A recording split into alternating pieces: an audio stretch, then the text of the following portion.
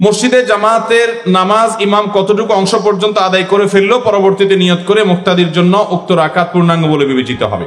আমার খালাতো বোন, মামাতো বোন এবং ফুফাতো বোনের সাথে দেখা দেওয়া জায়েজ হবে কিনা? হিন্দু বন্ধুর বিয়েতে দাওয়াত খাওয়া জায়েজ হবে কিনা? পুকুরের পানিতে ফরজ গোসল করলে কোন কোন বিষয়ে সতর্ক থাকতে হবে, যেহেতু বীর্য নাপাক জিনিস? যে প্রাণী খাওয়া হালাল, ওই প্রাণী অ্যাক্সিডেন্ট হলে জবাই করা কি ঠিক হবে, যেহেতু প্রাণীটির মৃত অবস্থা? অনেক জায়গায় এমনটা করা হয়। কোন অমুসলিম মেয়েকে মুসলিম বানিয়ে বিয়ে করার পর মেয়ের পরিবারের সাথে সম্পর্ক রাখা যাবে কিনা? আমার শারীরিক অক্ষমতার জন্য ভালোবেসে বিয়ে করতে চাই, কিন্তু বাবা মা রাজি নন। তারা যার সাথে বিয়ে করাতে চায় তাদের আমি ভরসা করতে পারছি না। আমি কি বাবা মার অমতে বিয়ে করতে পারবো? ছবি পোস্ট করলে নাকি দান কবুল হবে না, ইসলাম কি বলে? বৃদ্ধাশ্রম করা কি জায়েজ? আমার মা আমার খালাতো বোনের সাথে আমার বিয়ে ঠিক করে, হঠাৎ তাদের মধ্যে টাকা নিয়ে ঝগড়া হয় এবং বিয়ে বন্ধ হয়। আমি আর আমার খালাতো বোন সাক্ষী ছাড়া কাজী অফিসে গিয়ে বিয়ে করে ফেলি এবং যে যার বাসায় আসি। এখন আমাদের সম্পর্ক কেউ মানছে না, আমাদের জোর করে অন্য জায়গায় বিয়ে দিতে চায়। বিয়ে না করলে জাহান্নামে যাওয়ার অভিশাপ দেয়, কাজীকে টাকা দিয়ে বিয়ে বাতিল করে। এখন আমরা কি করব? জি ভাই, বিসমিল্লাহ। প্রথম প্রশ্ন, আমার খালাতো বোন, মামাতো বোন এবং ফুফাতো বোনের সাথে দেখা দেওয়া জায়েজ হবে কিনা জানালে উপকৃত হব। জটিল প্রশ্ন ভাই। জটিল কেন বললাম? খালাতো বোন, মামাতো বোন, ফুফাতো বোন, এদের সবার সাথে পর্দা করতে হবে, অথচ এদের সাথে পর্দা করাটা আমাদের সমাজের সবচেয়ে কঠিন কাজ, ঠিক না বলেন? ভাবির সাথে পর্দা করা সহজ না কঠিন? অথচ ভাবির সাথে পর্দা করা লাগবে কি লাগবে না? আমাদের সমাজে ভাবি এবং দেবর সম্পর্কটা, এটাকে দেখানো হয় এক ধরনের খুনসুটি করার রাইট, অধিকার আছে এই টাইপের সম্পর্ক হিসাবে, ঠিক কিনা বলেন? এই জন্য দেবর ভাবির খুনসুটি নিয়ে অনেক আপনার গল্প, মুখরোচক কথা, অনেক কিছু আমাদের সমাজে প্রচলিত আছে। অথচ নবী করিম সাল্লাল্লাহু আলাইহি সাল্লাম এই সম্পর্ক সম্পর্কে বলেছেন এটা হলো মৃত্যুর মতো। একে অন্য থেকে মৃত্যুকে যেরকম মানুষ ভয় পায়, এরকম সাবধান থাকবে। এখানে অনেক বেশি রিস্ক আছে ফিতনায় পতিত হওয়ার। এই জন্য এখানে পর্দা আরো বেশি কড়াকড়ি ভাবে করতে হবে। খালাতো বোন, মামাতো বোন, ফুফাতো বোন ছোট থাকলে তো ভিন্ন কথা, কিন্তু যখন তারা পর্দার আওতায় চলে আসবে তখন তাদের সাথে অবশ্যই পর্দা মেনটেন করতে হবে। পর্দা মেনটেন না করার কারণে তলে তলে কত গুনাহ, কত অপরাধ, কত জেনা, কত সম্পর্ক নষ্ট হচ্ছে, কত জটিল পরিস্থিতি তৈরি হচ্ছে, আমরা সেটা অনেকেই জানি না। বিধায় এই খালাতো বোন, মামাতো বোন, ফুফাতো বোনের সাথে পর্দা করতে হবে। ঠিক একই কথায় বোনদের ক্ষেত্রে প্রযোজ্য। তারা তাদের খালাতো ভাই, মামাতো ভাই, ফুফাতো ভাইদের সাথে এবং এর সাথে চাচাতো ভাইও যোগ করেন, তাদের সাথেও পর্দা মেনটেন করতে হবে এবং তাদের সাথে দেখা দেওয়া জায়েজ হবে না। পুকুরের পানিতে ফরজ গোসল করলে কোন কোন বিষয়ে সতর্ক থাকতে হবে, যেহেতু বীর্য নাপাক জিনিস? দেখুন, পুকুরের পানিতে গোসল করতে গেলে নাপাক জিনিস সেখানে ধোয়া হতেই পারে, এতে অসুবিধা নাই। যদি পুকুর বড় হয় তাহলে সেক্ষেত্রে এই বড় পুকুরের মধ্যে নাপাক পড়লে ওই পানিগুলো নাপাক হবে না। হ্যাঁ, কোথাও যদি নাপাক ভেসে থাকতে দেখা যায় তাহলে ওই নাপাকের আশেপাশের পানিটা নাপাক থাকবে, কিন্তু পুরো পুকুরের পানি নাপাক হবে যেহেতু বড় পুকুর। যদি এভাবে বেশি পানিতে নাপাক পড়লে সব পানি নাপাক হয়ে যেত, তাহলে নদী, সমুদ্র কোনোটা আর পাক থাকতো না, এবং এটা সম্ভবও না। লা ইউকাল্লিফুল্লাহু নাফসান ইল্লা উসআহা, মানুষকে আল্লাহ সাধ্যের বাইরে কোনো কিছু করার জন্য চাপিয়ে দেন না। যে প্রাণী খাওয়া হালাল, ওই প্রাণী অ্যাক্সিডেন্ট হলে জবাই করা কি ঠিক হবে, যেহেতু প্রাণীটির মৃত অবস্থা? অনেক জায়গায় এমনটা করা হয়। কোন প্রাণী অ্যাক্সিডেন্ট করে মরণাপন্ন অবস্থা হয়ে গেছে, এখনো রূহ আছে, তাহলে ওইটা জবাই করে খাওয়া যাবে। ওইটা জবাই করে খাওয়া, যেহেতু তার মধ্যে কি আছে, প্রাণ আছে। আর যদি মারা যায় তাহলে এরপরে আর জবাই করলে ওইটা খাওয়া যাবে। অনেক জায়গায় এরকম মরা গরু, এটা চামড়া ছিলে হয়তো বিসমিল্লাহ বলে আল্লাহু আকবার বলে উঠলে মানুষকে খাওয়ায় অনেক হোটেলে, আছে না, পত্রিকা অনেক সময় আসে। তো সেটা কিন্তু হারাম হবে, কারণ আল্লাহ তাআলা কোরআনে কারীমে স্পষ্ট বলেছেন, হুররিমা আলাইকুমুল মাইতাতু ওয়াদ-দামু ওয়া লাহমুল খিনজির ইলা আখিল আয়া। মৃত যে কোনো প্রাণী খাওয়া আল্লাহ তাআলা আমাদের জন্য হারাম করেছেন। কোন অমুসলিম মেয়েকে মুসলিম বানিয়ে বিয়ে করার পর মেয়ের পরিবারের সাথে সম্পর্ক রাখা যাবে কিনা? যদি কোনো অমুসলিম মেয়ে ইসলামের সৌন্দর্য দেখে তিনি ইসলামে আসেন, তাহলে সে মেয়েকে বিয়ে করার পর ওই মেয়ে তার বাবার সাথে, তার মায়ের সাথে, ভাই বোনের সাথে সম্পর্ক রাখতে পারবে। আপনিও জামাই হিসাবে তাদের প্রতি সদাচরণ আপনি করতে পারেন, এতে কোনো অসুবিধা। নবী করিম সাল্লাল্লাহু আলাইহি সাল্লাম তিনি আবু সুফিয়ানের মেয়ে বিয়ে করেছেন যখন তিনি ইসলাম গ্রহণ করেন নাই। নবী করিম সাল্লাল্লাহু আলাইহি সাল্লামের বাসায় তিনি এসেছেন, নবী সাল্লাল্লাহু আলাইহি সাল্লাম সেটাকে এলাউ করেছেন এবং মেয়েও তার বাবাকে বসতে দিয়েছেন এবং খাতির যত্ন করেছেন। এখান থেকে বোঝা যায় যে কেউ যদি অমুসলিম থেকে ইসলামে আসেন তাহলে তার পরিবারের সাথে সুসম্পর্ক বজায় রাখতে কোনো অসুবিধা নাই, বরং বাবা মার প্রতি সদাচরণ অমুসলিম হলেও করতে হবে। আল্লাহ বলেছেন, ওয়াসাহিবহুমা ফিদ দুনিয়া মারুফা, তারা যদি মুশরিক হয় তারপরেও দুনিয়াতে তাদের সাথে সুন্দরভাবে জীবন যাপন করবে। এরপর প্রশ্ন হলো, আমার শারীরিক অক্ষমতার জন্য ভালোবেসে বিয়ে করতে চাই, কিন্তু বাবা মা রাজি নন। তারা যার সাথে বিয়ে করাতে চায় তাদের আমি ভরসা করতে পারছি না। আমি কি বাবা মার অমতে বিয়ে করতে পারবো? সম্ভবত ভাই শারীরিকভাবে কোনো হয়তো তিনি বিকলাঙ্গ বা কোনো প্রকার মাজুর বা কোনো সমস্যা আছে, এই জন্য হয়তো তিনি সেরকম চিন্তা করছেন। যদি এরকম হয় তাহলে সেক্ষেত্রে বাবা মাকে আপনি বুঝিয়ে আপনার কথার পক্ষে আনার চেষ্টা করবেন। যদি আপনার বাবা মাকে সেটা আপনি করতে না পারেন, বোঝাতে না পারেন, অনেক বাবা মা আছে শুধু পয়সা ছাড়া আর কিচ্ছু চায় না। ছেলে চায় একটা দিনদার মেয়ে, মেয়ে চায় একটা দিনদার ছেলে, কিন্তু কপাল পড়া বাপ মা ভালো ছেলে মেয়ে পাওয়ার পরেও কদর করে না, বরং তারা চায় কি? টাকা পয়সা। এই জন্য যে একটা কথা আছে না, যে আজকাল যত বিয়ে হয় মানুষের সাথে মানুষের বিয়ে হয় খুব কম, বেশিরভাগ হয় টাকার বস্তার সাথে ময়দার বস্তা। এক পক্ষ ময়দার বস্তা, আরেক পক্ষ টাকার বস্তা। আল্লাহ তাআলা আমাদের মানুষের সাথে মানুষের বিয়ে করার তৌফিক দান করুন। তো বাপ মারা যদি এরকম হয় তাহলে সেক্ষেত্রে তাদের কথা না মানার অধিকার বা রাইট আপনার থাকবে, কিন্তু পুরো বিষয়টা পর্যালোচনা করতে হবে যে কোন পর্যায়ে। এরপর প্রশ্ন হলো, আমার মা আমার খালাতো বোনের সাথে আমার বিয়ে ঠিক করে, হঠাৎ তাদের মধ্যে টাকা নিয়ে ঝগড়া হয় এবং বিয়ে বন্ধ হয়। আমি আর আমার খালাতো বোন সাক্ষী ছাড়া কাজী অফিসে গিয়ে বিয়ে করে ফেলি এবং যে যার বাসায় আসি। এখন আমাদের সম্পর্ক কেউ মানছে না, আমাদের জোর করে অন্য জায়গায় বিয়ে দিতে চায়, বিয়ে না করলে জাহান্নামে যাওয়ার অভিশাপ দেয়, কাজীকে টাকা দিয়ে বিয়ে বাতিল করে। এখন আমরা কি করব?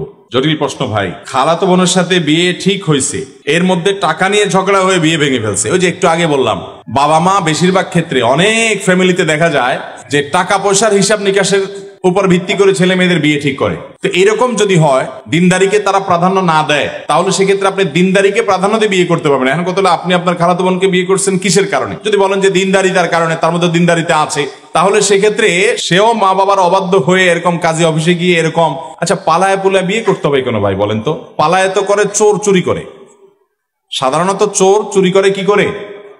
তো এখন বিয়েই যখন করতে হবে তো দুইজন মিলে পালায় যায়, এটা কেমন কথা?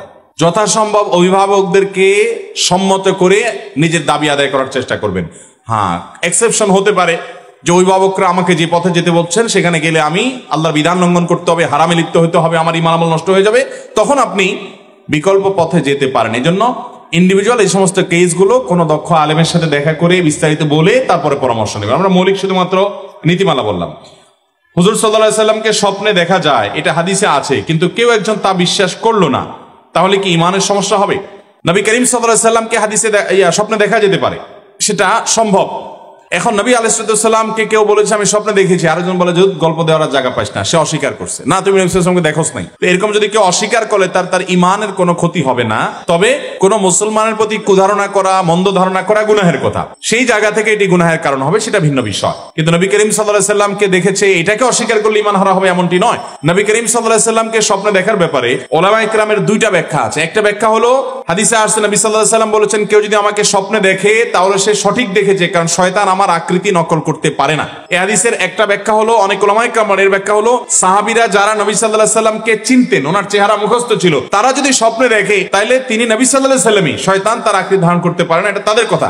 আমরা যারা নবী সাল্লাল্লাহু আলাইহি সাল্লাম কেমন ছিলেন, তার চেহারা রূপ কেমন ছিল আমরা দেখি নাই, তো আমরা যদি স্বপ্নে দেখি সেটা নবী আলাইহিস সালামের চেহারাও হতে পারে, আবার অন্য কাউকে আমার নবী সাল্লাল্লাহু আলাইহি সাল্লাম মনে হতে পারে, সেইটাও হওয়ার সম্ভাবনা আছে। এটা এক শ্রেণীর উলামাদের মত। আর অন্য অনেক উলামাদের মত হলো না, কেউ যদি স্বপ্নে দেখে, কেউ তাকে বললেন নবী সাল্লাল্লাহু আলাইহি সাল্লাম, অথবা তার মনে হতো নবী সাল্লাল্লাহু আলাইহি সাল্লাম, তাহলে তিনি কিয়ামত পর্যন্ত যেই দেখুক না কেন সে নবী করিম সাল্লাল্লাহু আলাইহি সাল্লামকেই স্বপ্নে দেখেছে, এবং এটি সন্দেহাতীত ভাবে তার জন্য একটা শুভ সংবাদ যে তিনি নবী সাল্লাল্লাহু আলাইহি সাল্লামকে স্বপ্নে দেখেছেন। যদিও এই স্বপ্নে দেখলেই তিনি নিশ্চিত হয়ে যাবেন তাহলে আমি সাহাবী হয়ে গেলাম, আমি জান্নাতে চলে গেলাম, এরকমটি মনে করার কোনো সুযোগ নাই। নেক আমল আমাদেরকে অব্যাহত রাখতে হবে। বাকি কারোর স্বপ্ন কেউ দেখার পর যদি সন্দেহ করে অন্য কেউ, না তুমি দেখো নাই বা নবীকে দেখো না অন্য কাউকে দেখছো, তাহলে তার এর কারণে ইমানের ক্ষতি হবে না। অনেকেই দেখি পীরের দরবারে টাকা, চাল, গরু, ছাগল ইত্যাদি নিয়ে যায় আর বলে এটাই বড় ইবাদত, এটাই নাকি কবরে যাবে। এসব দিতে অস্বীকার করলে আরো বলে ইমান নাই, কাফের। দয়া করে মাজার পূজা সম্পর্কে আলোচনা করেন। আলোচনা করার খুব বেশি সুযোগ নেই ভাই। মাজারে যত বেশি টাকা পয়সা দিবেন তত বেশি গাঁজাখোরদের গাঁজা কিনতে সুবিধা হবে, কারণ মাজারে সাধারণত মাজারের আশেপাশে দেখবেন বেশিরভাগ গাঞ্জুটি থাকে। অতএব এখানে যত বেশি টাকা পয়সা দিবেন তত বেশি গাঞ্জুটিদের গাঁজা কিনতে কি হবে। এই যে মিরপুরের মাজার আছে এবং গুলিস্তান মাজার আছে, এই মাজারের টাকা আমি যতটুকু জানি, যদি ভুল না জেনে থাকি, সরকারি ভাবে এটা কালেকশন করে নিয়ে যাওয়া হয়, তালা মারা আছে। গাঞ্জুটিরা আশেপাশে গুড়গুড় করে নিতে পারে না, কারণ তালা মারা আছে। গুলিস্তান মাজারে গেছেন কখনো? গোলাপশাহ মাজার দেখবেন যে তালা মারা থাকে, চারপাশে গ্লাস আছে, টাকা ফেলানোর সিস্টেম আছে, মাগার নেওয়ার সিস্টেম ওই চাবিওয়ালার কাছে। যার কারণে আশেপাশে ওই পাগলামি ছাগলামি করা যারা আছে, এই বেচারারা চায়া চায়া দেখে ওখান থেকে টাকাটা নিতে পারে না। তাও তো ভালো যে অন্তত গাঁজা কেনার সুবিধা পায় না। মনে রাখবেন, আপনি আল্লাহকে খুশি করার জন্য গরিব মানুষকে দান করবেন, ওই মাজারে দান করার কোন নির্দেশ কোরআন হাদিসে বলা হয় নাই। বরং সেখানে মানত করলে গুনাহ হবে, এটা মানত করার কোনো জায়গা না। মানত করতে হবে সঠিক এবং শুদ্ধ পদ্ধতিতে, নবী করিম সাল্লাল্লাহু আলাইহি সাল্লাম যে বলেছেন সেভাবে। মাজারে কেন দান করবেন? আমি ধরে নিলাম কবরে যিনি শায়িত আছেন এই লোকটা আল্লাহর ওলি ছিলেন, নেককার ছিলেন, বুজুর্গ ছিলেন, মানলাম। তো নেককার বুজুর্গ যদি থাকে তাহলে আপনি মাজারে টাকা দিলে কি উনি পাবে? উনি পাওয়া তো দূরের কথা, বেশিরভাগ ক্ষেত্রে ওনার পরিবার পরিজন, ওনার আত্মীয় স্বজনরাও পাবে না।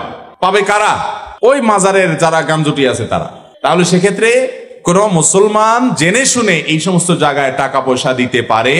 আপনি দান করার জন্য টাকা খুঁজে পাচ্ছেন না, ওই মাজার থেকে বাইরে হইলে রাস্তা দেখবেন বহু গরিব মানুষ দাঁড়ায় আছে, বসে আছে, আপনি তাদেরকে দান করেন। ইসলাম আমাদেরকে সেটা করতে বলেছে। ভাইরা আমার, অতএব যদি কোনো পীর সাহেব এরকম ফতোয়া দিয়ে থাকে তাহলে এটা তার বিজনেস। এটা তার কি বিজনেস? সে পীর সাহেব বলতেছে যে আমার মুরিদরা তোমরা এই সমস্ত দুনিয়া টুনিয়া সব ছেড়ে দাও, সবগুলো ছেড়ে দাও, দুনিয়াদারি ছেড়ে দাও, কারণ এটা আমার দরকার। বুঝতে পারছেন? যদি এরকম কোন ফতোয়া কোনো পীর সাহেব দেয় যে পীর সাহেবের মাজারে টাকা দেওয়াটাই বড় ইবাদত, তাহলে সে ভণ্ড, এ ব্যাপারে কোনো সন্দেহ। আল্লাহ তাআলা দান কোথায় করব আমাদেরকে বলেন নাই? ইন্নামাস সাদাকাতু লিল ফুকারা'i ওয়াল মাসাকিন ওয়াল আমিলিনা আলাইহা ওয়াল মুআল্লাফাতি কুলুবুহুম ওয়া ফির রিকাবি ওয়া ফি সাবিলিল্লাহ ওয়াল গারিমিন। আল্লাহ রাব্বুল আলামিন সাদকার 8টা খাত বলেছেন। গরিব, ফকির, মিসকিন, পথিক, মুসাফির, আল্লাহর রাস্তায় ঋণগ্রস্ত মানুষ, 8টা খাত বলছেন। এই 8 খাতের মধ্যে ওয়াফিল মাজারাত এরকম কোন খাত নাই। তাহলে বোঝা গেল এই সমস্ত জায়গায় দান করার কোন নির্দেশ কোন হাদিস তো নাই, বরং এর কারণে কি হতে পারে? গুনাহ হতে পারে। মসজিদে জামাতের নামাজ ইমাম কতটুকু অংশ পর্যন্ত আদায় করে ফেললো পরবর্তীতে নিয়ত করে মুক্তাদির জন্য উক্ত রাকাত পূর্ণাঙ্গ বলে বিবেচিত হবে। ইমামকে যদি রুকুতে পান তাহলে সেক্ষেত্রে আপনি সে রাকাত পাবেন, আর যদি রুকু থেকে ইমাম উঠে যায় তাহলে সে রাকাত পেয়েছেন এমনটি মনে করা হবে না। আমি একটি সংগঠনে কাজ করি, রক্তদান থেকে শুরু করে অসহায় মানুষকে সাহায্য করার চেষ্টা করি এবং মানুষকে উৎসাহিত করার জন্য সেই ছবি পোস্ট করি ফেসবুক ইত্যাদিতে। এতে অনেকে বলে ছবি পোস্ট করলে নাকি দান কবুল হবে না। ইসলাম কি বলে? দেখুন, ইন্নামাল আমালু বিন্নিয়াত, প্রত্যেকটা আমল নিয়তের উপর নির্ভর করে। আপনি কেন করছেন এটা বড় কথা। আজকাল তো এমন কোন নেকামল পাওয়া কঠিন হয় যে নেকামল ফেসবুকে আপলোড করা হয় না, ঠিক কিনা বলেন? যে কোনো ভালো কাজ করতে পারলে একটা ছবি তুলে ফেসবুকে একটা পোস্ট করে কিছু লাইক কমেন্টের ব্যবসা হয়, কিছু বাহবা পাওয়াই হয়। যদি ব্যাপারটা এমন হয় যে আপনি চ্যারিটি প্রতিষ্ঠানে মানুষের দানের টাকা এটা করেছেন, তাহলে সেক্ষেত্রে মানুষকে জবাবদিহি করার জন্য করেছেন। অথবা আপনি যদি অন্যকে উৎসাহ দেওয়ার উদ্দেশ্যে, আপনার উদ্দেশ্য যে আপনার বন্ধুরা অনেকে জেনে তারা আপনার সাথে শরীক হবে, তাহলে সেক্ষেত্রে আপনি এটা করতে পারেন। কিন্তু লাইক কমেন্ট পাবেন, সবাই বলবে মাশাআল্লাহ, মাবা দিবে, আপনার ভালো লাগবে, এরকম উদ্দেশ্যে করলে সেটা সওয়াব তো হবেই না, বরং এর কারণে শিরকে আসগরের গুনাহ হবে। বৃদ্ধাশ্রম করা কি জায়েজ? বৃদ্ধাশ্রম ও এতিমখানার জন্য একটি জমি দান করা হয়েছে, এখন স্থাপনা করার সামর্থ্য নেই, জমিটি পড়ে আছে, জমিটিতে ফসল ফলিয়ে ভোগ করা যাবে কিনা এবং অন্য খাতে ফসলের ব্যয় করা যাবে কিনা। যদি কেউ দান করে থাকেন তাহলে সেক্ষেত্রে ওইটাতে ফসল ফলানো যাবে, ফসলের কাজ যেই খাতে দান করেছে ওই কাজে ব্যয় করবেন। আর বৃদ্ধাশ্রম করা এটা নাজায়েজ বা হারাম কাজ না, কিন্তু ইসলাম এমন সমাজ ব্যবস্থার কথা বলে যেই সমাজে কোনো বৃদ্ধাশ্রমের প্রয়োজন হবে না। কথা কি বুঝাতে পারছি? বৃদ্ধাশ্রমের প্রয়োজন হবে। বৃদ্ধাশ্রমের কেন প্রয়োজন হবে? সন্তান বাবাকে দেখাভাল করবে, বাবা সন্তান যদি না থাকে তাহলে অন্য কারো না কারোর উপর ইসলামের দৃষ্টিকোণ থেকে দায়িত্ব বর্তাবে, কেউ না কেউ দায়িত্ব নিতে বাধ্য। বৃদ্ধাশ্রমের প্রয়োজন নাই, আলহামদুলিল্লাহ। এর জন্য মুসলমানদের সমাজগুলোতে বৃদ্ধাশ্রমের কালচার সেভাবে নাই। আল্লাহ তাআলা আমাদের দেশে যেন বৃদ্ধাশ্রম করার জন্য প্রয়োজন না হয় সেই তৌফিক আমাদেরকে দান করুন। এরপরে প্রশ্ন হলো, আমাকে প্রতিদিন ট্রেনে আমার দায়িত্ব পালন করতে হয়, যার কারণে আমাকে বিভিন্ন গন্তব্যে যেতে হয়, কখনো 300 মাইল বা কখনো 70 মাইল, 100 মাইল, 50 মাইল। সময়ের হিসাবে 2 দিন বা 3 দিন, কখনো 10-12 ঘন্টা। আমার ডিউটিকালীন অবস্থায় নামাজগুলো কি কসর হবে, আদায় করব নাকি পুরো নামাজ আদায় করব? আপনি যদি ডিউটির অংশ হিসাবেও থাকেন, অনেক ট্রাক ড্রাইভার ভাইরা আছেন, বাস ড্রাইভার ভাইরা আছেন, বা সাধারণ কোনো প্রাইভেট গাড়ি ড্রাইভার আছেন যে দূর দূরান্তে যান, তাহলে তারা এই জায়গাগুলোতে যথাসম্ভব যে এই জায়গাগুলোতে তারা সফরের নামাজ পড়বেন, অর্থাৎ কসর পড়বেন। যেহেতু তারা সফরে আছেন, যদিও তিনি ডিউটিতে আছেন, তারপর তিনি কি থাকছেন? কসরেই আছেন, বিদায় তিনি সফরে আসার জন্য কসরের নামাজ পড়বেন। তিনি কোন গন্তব্যে গিয়েছেন, 12 ঘন্টা থাকছেন, রেলে তিনি 12 মাস ডিউটি করেন, তো 12 মাস ডিউটি করলে ওই সফরের মধ্যেই থাকবেন, 12 মাস তিনি কসরের সুবিধা পাবেন, যেহেতু সেখানে তার বসবাসের জায়গা না সেটা। হিন্দু বন্ধুর বিয়েতে দাওয়াত খাওয়া জায়েজ হবে কিনা জানালে উপকৃত হব। হিন্দু বন্ধু তিনি যদি দাওয়াত দেয় আপনাকে, তাহলে সেক্ষেত্রে সাধারণ দাওয়াত খাওয়া যাবে। তাকে অন্তঃস্থল থেকে শিরক করে, সে আল্লাহকে বিশ্বাস করে না, সেই জায়গা থেকে আপনি সেই অবস্থানে তাকে আপনি রাখবেন না, কিন্তু তার সাথে সাধারণ সম্প্রীতি বজায় রাখা এবং আপনার সামাজিক অন্যান্য কর্মকাণ্ডগুলো করা, লেনদেন করা, এগুলো না জায়েজ নয়। ঠিক একইভাবে সে আপনাকে কোনো খাবার দিয়েছে, এটা খাওয়া আপনার জন্য জায়েজ হবে যদি খাবারটা হালাল হয়। আপনাকে কোনো উপহার দিয়েছে, সেটা নেওয়া জায়েজ হবে আপনার জন্য যদি হালাল হয়। সাধারণত হিন্দুদের বিয়েতে, বিয়ের অনুষ্ঠানে যে আনুষ্ঠানিকতা আছে সেটার মধ্যে শিরকের উপাদান থাকে। শিরকের উপাদান থাকার কারণে শিরকের মজলিসে যাওয়া সুস্পষ্টভাবে হাদিসে নিষেধ।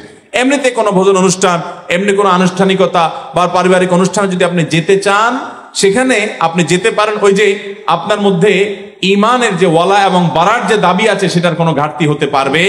নবী করিম সাল্লাল্লাহু আলাইহি ওয়াসাল্লামকে একজন ইহুদি মহিলা দাওয়াত করেছেন, তিনি সেই দাওয়াত গ্রহণ করেছেন, আবার অনেক মুসলিমকে খাইয়েছেন। আল্লাহ রাব্বুল আলামিন সবগুলো কথা অনুযায়ী আমাদেরকে আমল করার তৌফিক দান করুন।